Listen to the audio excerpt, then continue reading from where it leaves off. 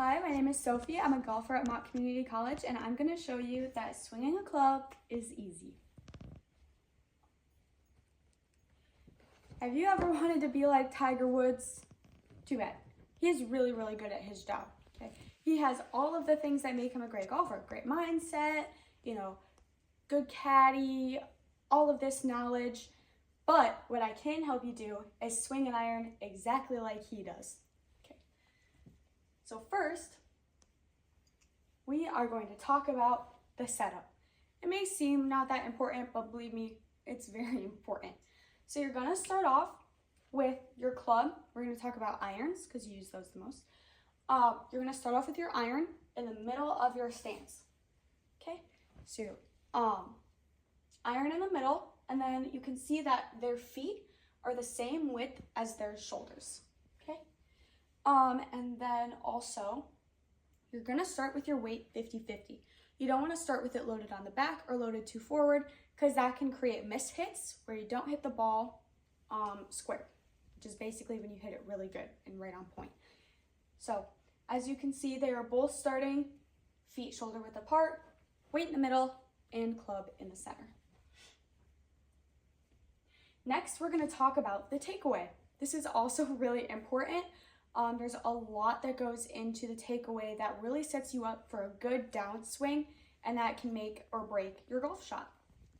So first, you can see here, he's got his setup. He's all nice with his feet shoulder width apart. He's got a slight bend in the knees to keep him athletic, and his head and back are nice and tall. Okay, and then we get to the first part of his backswing. This is what a fully extended backswing looks like, but this is equally as important.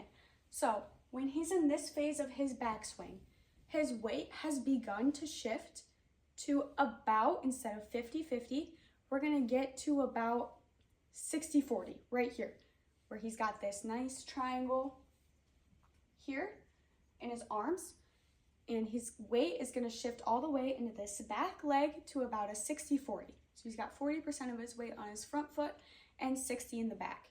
Okay, and that's for this start of the backswing.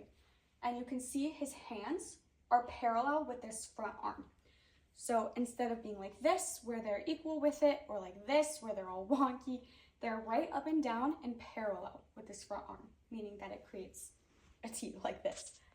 And that's really important. It helps his body stay close together, and that really helps when he's on his way down to create good impact with the ball. This is the top of his swing. So now his weight has shifted even more. Now he's at about 70-30. So he's got 70% of that weight on his back foot and much more rotation in his hips. You can see here how his belt buckle is now pointed at the camera person. That shows really good rotation. And you'll notice too that he still maintains this triangle. That's really important. That has been throughout the entirety of his swing, and it will continue to be throughout the rest of his swing. So he maintains this triangle, but you'll notice now that instead of his hands being almost up and down, they're at a little bit more of an angled plane.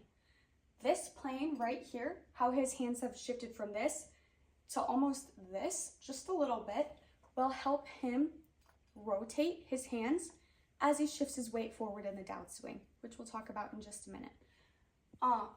But this is really important, and it's really important that his weight has shifted all the way back to 70-30, like I said, because that'll maintain really well when he's talking about his downswing and follow through. Next, we're going to talk about the downswing and follow through. So this is the part of the swing where you make impact with the ball, and also where you add lift, launch, and distance to the ball. So you'll notice here, this is after he has begun his downswing and is now making impact with the ball.